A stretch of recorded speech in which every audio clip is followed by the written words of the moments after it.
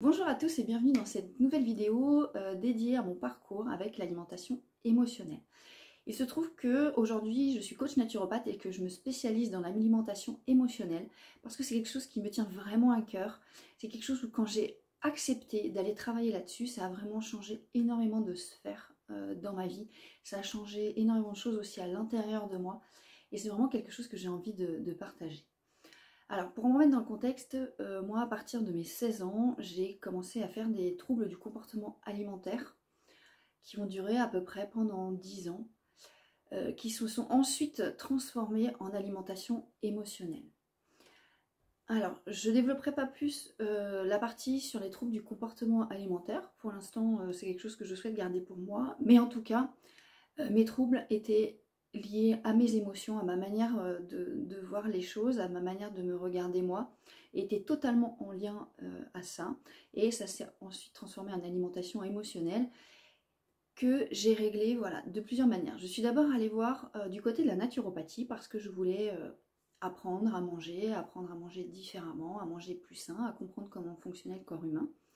J'ai adoré apprendre tout ça. Et le problème, c'est quand je me suis retrouvée à savoir que comment mieux manger, comment faire en sorte que ton corps soit en pleine énergie, en pleine possession de ses moyens, pour être plus productive aussi au quotidien, je me suis retrouvée avec cette barrière mentale, en mode, ok, je sais comment bien manger, mais je n'y arrive pas du tout. Donc je suis passée dans ce qu'on appelle l'hypercontrôle, l'orthorexie, c'est-à-dire contrôler ce que je mangeais, être sûr que ça soit sain, contrôler les restrictions, les calories, que ce soit le plus sain possible. Et je commençais à partir voilà, dans une espèce de sévérité, de contrôle total. Et en fait, l'alimentation émotionnelle, elle était toujours là. Sauf que c'était un combat avec moi et une culpabilité, mais intense. Du coup, je mangeais encore plus entre les repas. C'est-à-dire que je donnais l'illusion de manger des repas sains, mais entre les repas, j'allais manger dans le frigo, je pouvais manger en cachette, aller manger des petits gâteaux, voilà, des choses comme ça.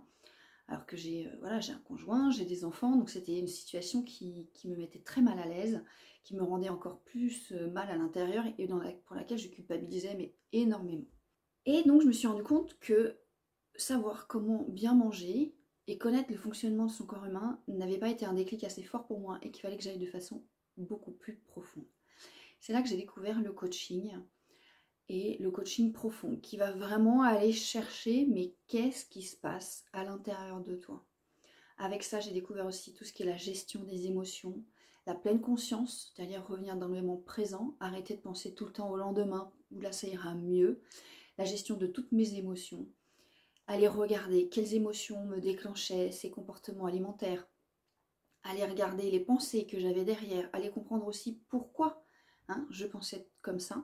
Donc j'ai mis en place tout un tas de choses, je me suis fait énormément accompagner, énormément coacher, parce que je trouve que l'auto-coaching a vraiment ses limites et que le coaching accompagné permet d'aller encore plus loin, parce qu'en auto-coaching j'avais des barrières mentales et j'avais l'impression que j'étais arrivée au bout d'un certain processus, mais en fait c'est mon cerveau qui se bloquait et en fait de me faire accompagner, ça a permis d'aller encore plus loin, d'aller dans des endroits où j'avais pas du tout envie d'aller creuser bien profondément.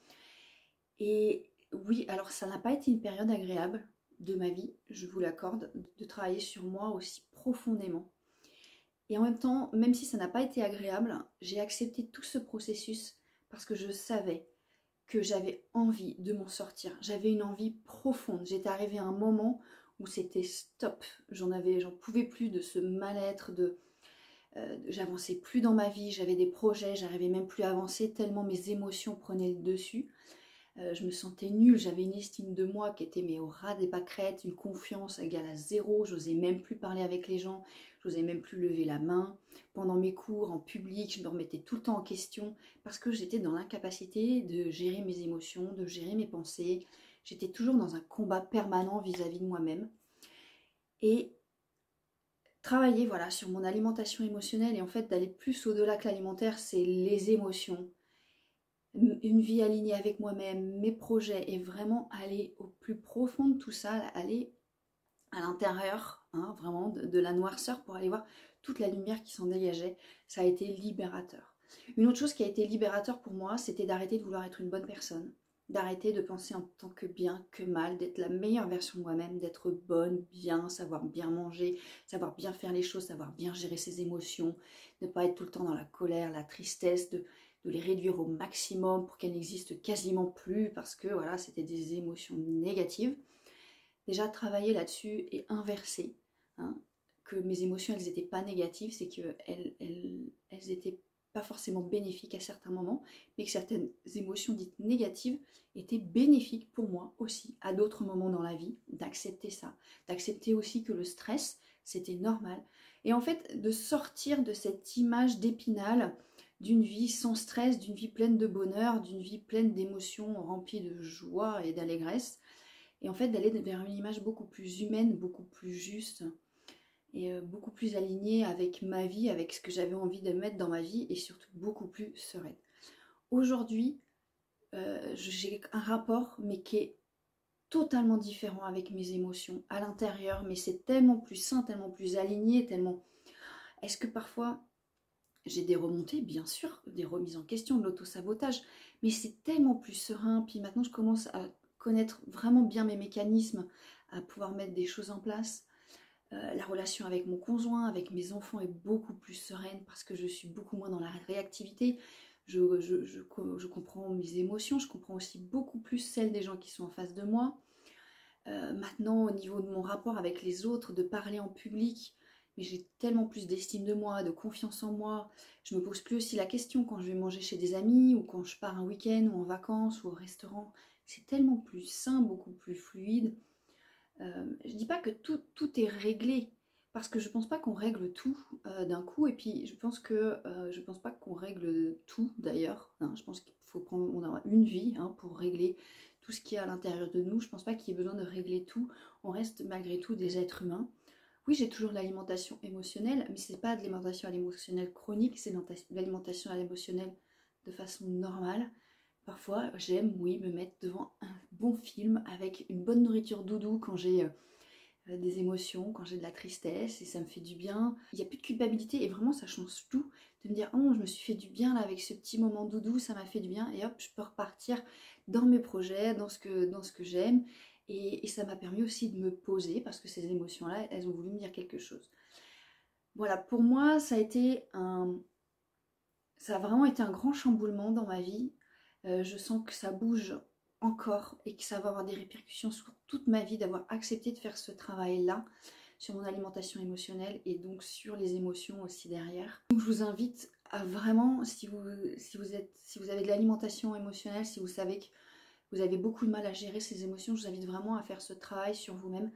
C'est pas un travail futile, c'est pas juste ah oui mais c'est de l'alimentation émotionnelle, mais c'est pas très important dans ma vie. Moi, je me disais la même chose et en fait, ça a vraiment révolutionné tout. J'ai vraiment un autre regard sur ma vie, sur moi-même, sur ma manière d'être.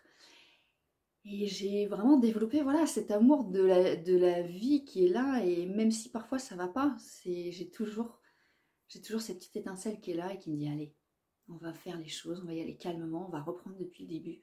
Et puis on va aller dépasser tout ça et on va revenir dans des émotions qui te conviennent plus. On va aller voir ce que ces émotions veulent te dire et on va pas rester bloqué voilà, dans une période de mal-être avec mes émotions qui me tirent vers le bas.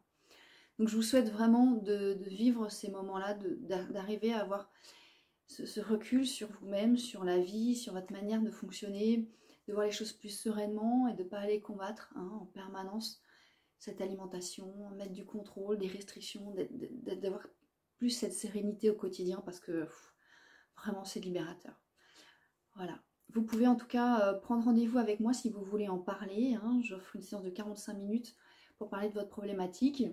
Il y a également un accompagnement. Hein. Je vais bientôt faire son lancement. Vous avez déjà des informations sur mon site. Abonnez-vous, partagez, likez.